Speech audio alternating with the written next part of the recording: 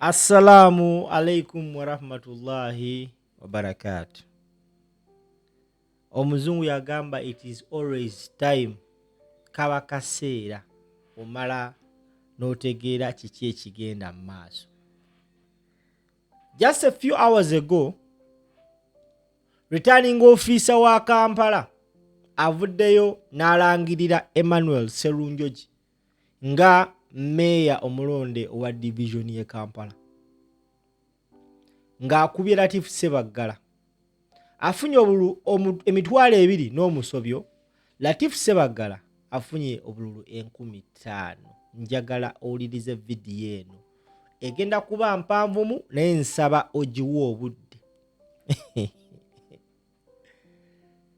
Ababiri bolaba ku screen baali bavuganya mu kamyufu ka National Unity Platform kwani atwala kaadi okukiikirira ekibiina mu kalulu ke baakamala Sserunjogi kawangudde. Akakiiko k'ebyokulonda aka Electoral Management Committee kalonda ne kagamba nti Emmanuel Sserunjogi yakize ku balala.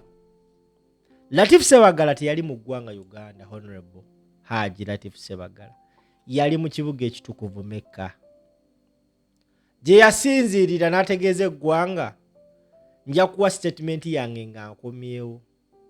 Latif Ssebaggala olwakomawo yeewuunyisa bannayuganda ng'avudde ku ndagaano y'ekibiina nti we bakumma kaadi tojja kujja independent wabula you would rather stand behind oyo gwe bawadde kaadi tusobole okuba nga tutwala obuwanguzi. Musajja wa Katonda omusiraamu, musajja wa Kabaka yagamba nti bannakawempe bansabye zijje independent. Tetugenda sonyiwa bannakawempe. Nakola video ku Latif Ssebaggala olunaku lwe yatongoza n'alangirira nti agenda kujja independent. Era video eno bassebo ne banyabo oluwulidde amawulire nti Sserunjogi yawangudde gwe balangiridde. Nzizeyo nendaba video eno. Nengamba sigenda giraba nzekka. Njagala mulabe video eno. Omuvubuka omu yavayo n'agamba Haji ku olwo olunaku nti abantu abali wano abakuba enduulu bakusunnaala. Abamu balina ebigendererwa byabwe. Abamu bazefuna mutwalo. Waliwo abali bazze okulya akaceere kawali ewa Latif awo ekisaasi bafumba akaceere muganda wange. Nze nasomera ku ssomero lya Latif era nga akaceere ko tukalumba ewaabwe. Abamu baali basuuta musajja nga balina ebigendererwa byabwe. This is the second time Latif Ssebaggala has been standing as an independent against the party jakiririzaamu nga bamukuba. Ogwasooka Ssegirinya yamukuba fulaati. Guno meya amukubye fulaati.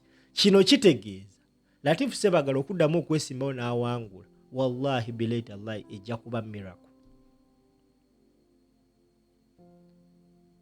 Gwe sebo banyabo omuvubuka ono yabuuza eno video nagikola njagala ogirabe. Nagikola dda ennaku z'omwezi oba zaali na mmeka kandabe wanene. Nagikola dda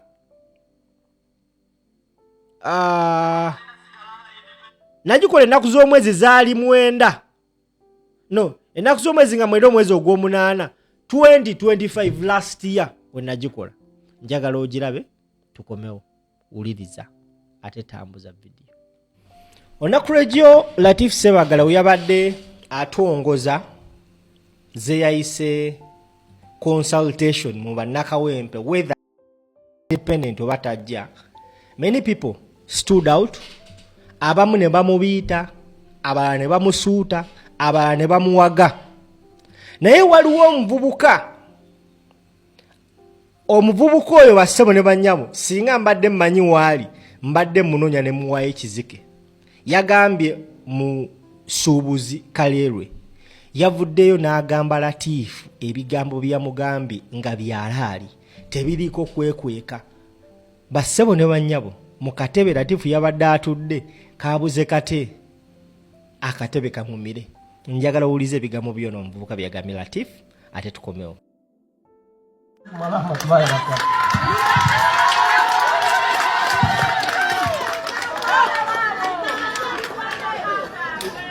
Assalamu alaikum warahmatullahi wabarakatuh. Abanyaampi kibwa Abdusalam Putin era nkolera kale ndi musuubuzi.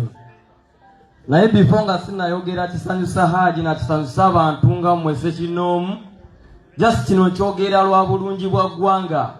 Kwabangi mugenda kutya kyogero olw'okuba Haji ali wano era abatunuulidde. Just kino kyogera lwa ggwanga era nkibuuza lwa ggwanga. Fine bangi musindise Haji akomewo era nga twetaaga abamu akomewo. Ne si buli muntu nti yeetaaga akole ki era bangi muli wano just mumusunaala. Ositegeera olw'ebiteereero ebibaleese. Haji osazeewo okukomawo nga independence era singa Allah akwatirako n'okomawo akalulu n'okalya oli wamu n'abantu era singa omala otuukayo kuba akalulu ke tugenda bakayita protest vote era singa kanaamala okuwangulwa oli wamu n'abantu okabanja oba kogenda sigala nga independence ogambe nze banyima kaadi era nsigaddewo nga nze. Kwata peni ogambe protest vote. Omuvubuka oyo yabadde ayogerera mu bawagizi abayitibwa abalatiifu. Naye ng'ebigambo byayogera mu butuufu bikoona latiifu nga bimulaga nti simba wakati awo tugende mu maaso. Eyo video nagikola mwezi ogw'omunaana ennaku z'omwezi nga 9 omwaka ogwa 2025. Okategedde nga ekibiina kya NUP kimaze okulangirira nti kaadi bagiwadde Sserunjogi Emmanuel ow'eddembe abadde incumbent. Latifu Ssebaggala abantu ba Musudiya bannaye abaloozi b'e Kawempe muli babi. Muli babi nnyo. Muli as in babi, you are bad. Sajja bambye akalulu omusajja afunye obululu emitwalo 213, Latifu yafunye obululu 15. Ate amawulire ag'essanyu ye mutabani we amanyikibwa nga Masavu Sengendo Shaban yasobodde okuwangula akalulu. Ndowooza mu famire y'aba Ssebaggala ndowooza ono mwana kati yasigaddeyo ng'ali mu byobufuzi ebyalaali. Tusabe busabi nti naye tatambulira mu mukululo gw'abakitaabe. First and foremost eyawa omwana ono amagezi okujja nga independent yamubalira because akalulu kakanoonyezza. Shabani yanoonyezza akalulu ke yatukubye ffe aba NUP nze nabadde wa Boni yatukubye ate yatukubye mwalaali because nze mpangalira eno gyabadde kyanja. Yanoonya akalulu nju ku nju buli lunaku. Akalulu yakateekamu ssente nga zisinga ne za MP ze yateeka mu kalulu. Naye ate taata we e Kawempe abantu balabika bamukooye. Kino kibeere ekyokulabirako eri mwenna NUP weekummanga kaadi bambi layilo like an envelope. Bonna abazze nga bazze lwanyisa National Unity Platform unless ng'olina state apparatus nkaddamu. Unless ng'olina state apparatus aba NRM ze babadde nabo nti basobola okukuba kibooko basobola olangirira nti abako kyokola.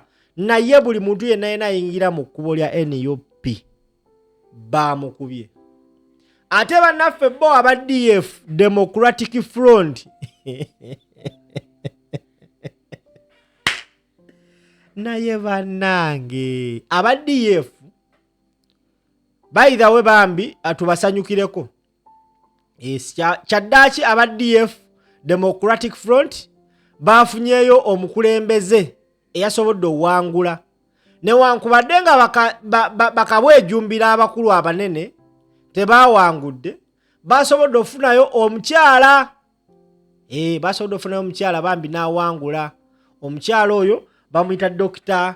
Wanyana Hanifa yabadde awangudde ekyoba Woman Councillor LC4 of course bwatyo ye mukulembeze eka mu DF eyawangudde. Mpozi nga tugenda funayo ba head boy masokao oba ba guild simanyi watu n'abafuna. DF mukole nnyo okulaba nga mufuna ba head prefects mu masomero ag'enjawulo. Naye eno mukulembeze eka mu DF eyawangudde. Ababakulu eyabadde asigaddeyo ng'essuubi lya DF Oweekitiibwa Kasibante Kasibante Mweso atugamba omuli w'embizi Kasibante bamukubye akalulu naye fulaati yafunye obululu oba 3,000 manyanga oba 3 oba I'm not so certain mulungi nnyo naye nga mbeera ze mafe ne mafegeso yabakubye akalulu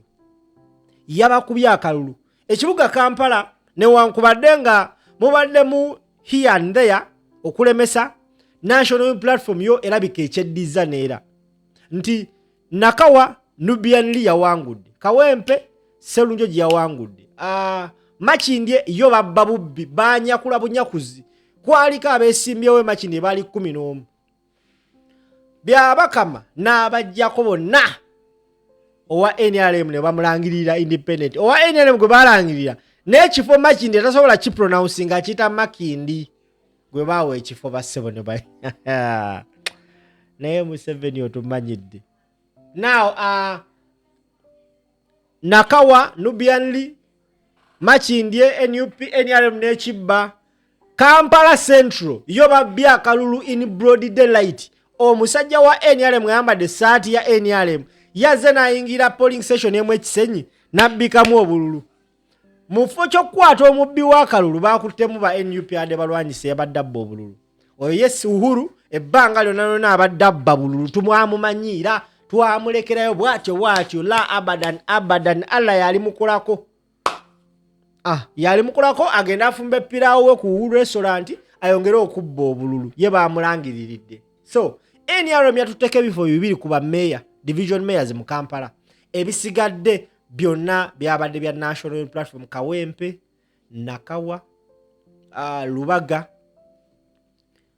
national platform yabitutte okategedde now gwesebo banya bandaba the overall head Lord Mayor w'ekibuga Kampala of course yabadde wa national unity platform amanyikibwa nga honorable Lord Mayor Salongo Engineer Nsubuga Ronald Balimwezo ow'emmamba okasa nja kuba omuntu agana okusaako ab'emmamba situli bamuzannyo my brothers ate erinnya lyo Nsubuga olyegendereza nnyo libanga lizze mu kalulu yes kyekyo now gwesebo banya bandaba Balimwezo yakubye lukwaga akalulu yabasinze ne magini ya bululu David jade mitwale meka magini ya bululu mitwalo 9 okumanyanga nga mwagaloka Kasandi Museveni yabba akalulu Kyagulanyi olaba results zafuna mu Kampala ne results Balimwezo yafunye wakikakasiza bana abasajja balina enzibanga ya kisiru nga mbutufu n'omujega alaba so Kampala last time NUP yayina bammeya bonna okuleka Central Uhuru yabbeera Kampala teyali yaffe Lukwago yagitwala wa FDC this time round kale batubyeko Makindye naye ate tufunye meya w'ekibuga Kampala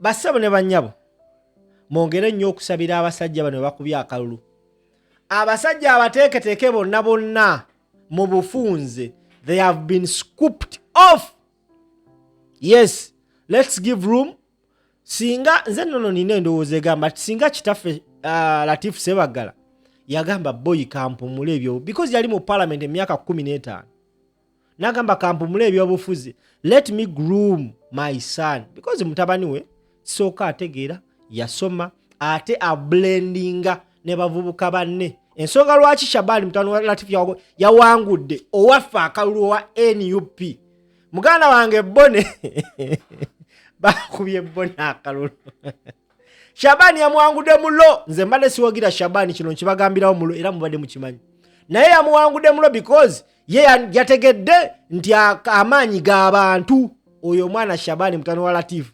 yatambudde nju ku nju kyalo ku kyalo musajja musiraamu nene mu bbala yayingirangayo n'akabasaba ne gye batunda embizi yayingirayo n'akabasaba ye musajja waffe Bone yaddabuzi wali kulowooza nti ambulera bakubye Bone akalulu ddayo ofumbe emmere Bone try hard next time newankubadde nga ekibiina wakifiiriza tewabadde so much ku ground. Naluwa majali ya mwanyinaze yali ku ground era yakubye.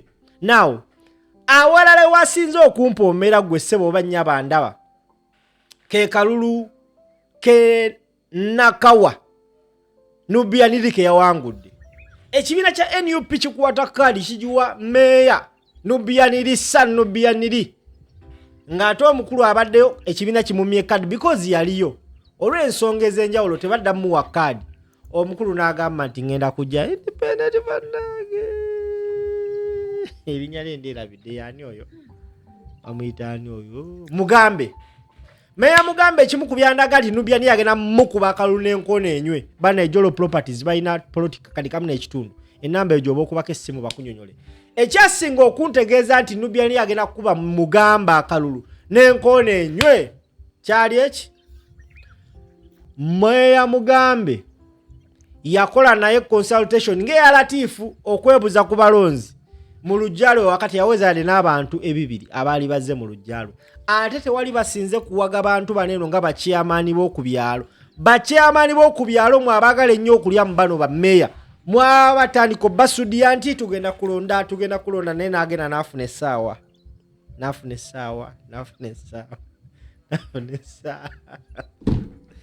Essaawa evunisa abasajja never joke. Abantu bategeera. So gwe ssebo banya batulaba oyina business gyewandiyagadde tukulangire. Our number is down there. Jikubeko ate tubeere nga tukulangira business yo tuongere okuba nga tujikuba abantu mu maaso. Nyongera okutegeeza at only 1.5 million shillings Ugandan you can grab yourself a plot of land okuva mu bajjolo quality properties. Kuba essimu eri awo wansi omukyalo yagenda kuwa details wekasita omugamba nti nze simple yansindise wuwo njagala ttaka nina ssente agenda kukulambuza first and foremost ku Bweleere nga tosasudde mafuta. Akategedde vuga video pampita simple naye akatalekeka ekibuga Kampala mu kulonda okwaggwa ba MPs bonna abaalimu baali ba opposition mpuliriza bulungi.